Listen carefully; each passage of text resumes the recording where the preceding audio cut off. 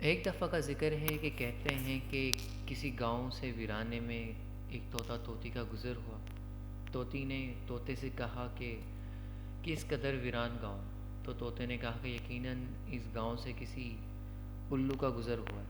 تو عین اسی دوران الو وہاں سے گزر رہا تھا، تو انہوں نے دونوں کی باتیں سنی اور رک کر کہا کہ تم مجھے مسافر لگتے ہو اور آج رات تم میرے مہمان بن جاؤ، میرے ساتھ کھانا کھاؤ اور تمہاری دعوت ہے۔ تو طوطا طوطی الو کی محبت بھری دعوت کو سن کر انکار نہ کر سکے اور الو کی دعوت قبول کر لی۔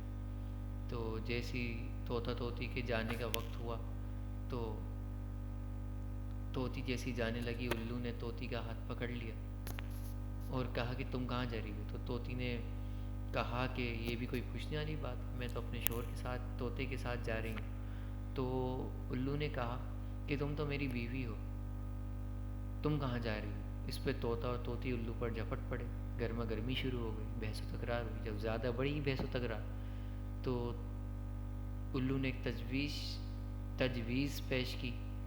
تو اس نے کہا کہ ہم عدالت چلتے ہیں، عدالت میں قاضی کے پاس چلتے ہیں، جو قاضی فیصلہ کرے گا وہ ہمیں قبول۔ اس دوران پھر طوطا طوطی اور الو عدالت چلے گئے۔ قاضی نے فیصلہ الو کے حق میں دیا اور طوطا روتا ہوا واپس جا رہا تھا۔ تو اسی دوران الو نے طوطے کو آواز دی اور نرمی سے کہا کہ تم کہاں جا رہے ہو اپنی بیوی طوطی کو چھوڑ کر؟ تو طوطے نے کہا کہ الو،